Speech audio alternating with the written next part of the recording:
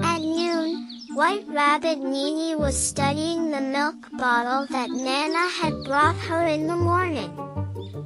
She tried to open the bottle, but she couldn't open the bottle no matter how hard she tried pulling and twisting the wooden cork.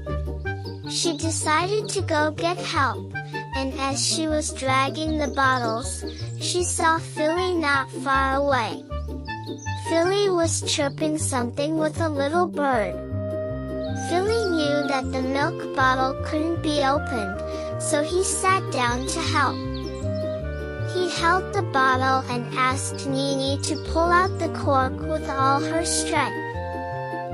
Philly took a deep breath and held it, then hugged the bottle tightly and leaned back. Nini watched Philly's face gradually turn red, and she was a little worried. She was about to say something when Philly couldn't bear it any longer. He let out the trapped air from his mouth and fell backwards. He felt wronged and felt that even a bottle cap could bully him. Nini continued walking forward with the milk and met Kaka, a raccoon who had just finished mowing the grass. She asked him for help. Kaka took the milk bottle and tried his best to pull out the cork. He tried for a long time but failed.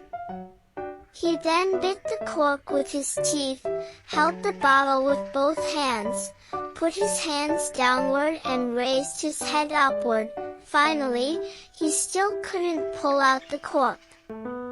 He sat down, panting slightly, and said to Nini, "I just finished reading and I'm a little tired. I'll open the bottle cap and return it to you later." Nini nodded and said, "Okay, thank you. I'll go back first then." Kaka walked towards the river. He planned to find Luca to open the bottle cap. He could see Luca working from a distance. Luca held a bottle of powder in each hand, and he poured the powder into the river, which could help the skinny fish in the river grow better. Luca took the milk from Kaka, held the bottle with one hand, and gently lifted it up with the other hand, and the cork left the bottle mouth. Kaka was stunned as he watched Luca remove the bottle cap in one go, effortlessly. Nini was sitting alone in the woods, looking unhappy. Nana ran up to her from behind.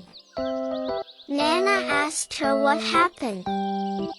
Nini looked like she wanted to cry and started to say, "This morning I wanted to open the bottle of milk, but after a long time I couldn't get the cork out. Somehow, it felt like I was alone on a mountain, happily climbing up the bottle and groping around, only to find the cork stuck when I reached the bottle mouth. It was just like the dream I had last night, where I was running in a dark forest and couldn't find a way out. I felt so helpless." After listening to Nini's story, Nana realized that she had an emotional problem. Nana didn't know how to comfort her, so she just dragged her to the front where there was light and sat down. Nana handed her a piece of chocolate with both hands and said, "This piece of chocolate was given to us by Kaka. I heard that it was bought from the city." They ate the chocolate, and Nini's mood returned to a cheerful state. Nana told her, "Dreams are not real. Let go of them when you wake up, and don't keep thinking about them." Nana took Nini to the river, sat down and continued chatting. Nana said, "In fact, I also tried to open the bottle cap, but it didn't work. At that time, I took the bottle to find Gallo, thinking that he should be able to open the bottle cork with his slender and flexible fingers. However, I saw that he kept his hand on the bottle cork for a long time, but there was no movement. So I walked over and patted him gently, and he actually fell sideways. It turned out that he fell asleep, but still held the milk tightly. They laughed for a while, and Nini said with a smile, I took the bottle to Kaka to open it, but Kaka couldn't open the bottle cap. When he was biting the cork angrily, I imagined I saw him biting the glass body of the milk bottle, and the bottle was cracked. Glass body of the milk bottle, and the bottle was cracked. On the other side of the woods, Philly fell asleep while resting on the ground. After Luca was busy, he planned to get 2 more boxes of milk for Nini, but then he remembered that small bottles of milk tasted better, so he and Kaka went to find Nini together. Unexpectedly, they saw this scene halfway. It turned out that Philly was sleeping on the ground, and somehow there was a big apple in his mouth, but he seemed to be sleeping soundly. Kaka quietly approached and carefully took the apple out of Philly's mouth. Then Luca took off the bottle cap and slowly poured the milk into his mouth from midair.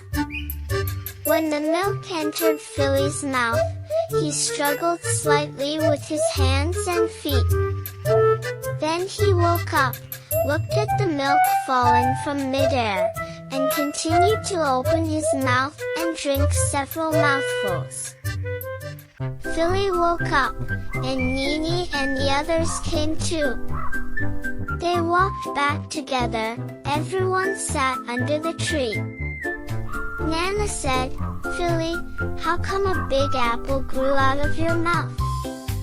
Nini laughed out loud. Philly touched his head and said, I don't know either.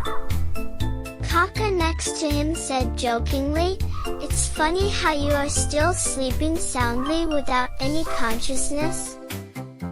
The weather was a bit hot, and Luca was preparing a large salad and iced drinks. As he was dicing fruit, he was thinking, I have to remind Philly not to sleep with his mouth open. Sleeping too long will dry out your throat, and mosquitoes will easily fly into your mouth, which is bad for your health. Today's story has ended. Thank you for watching. See you next time.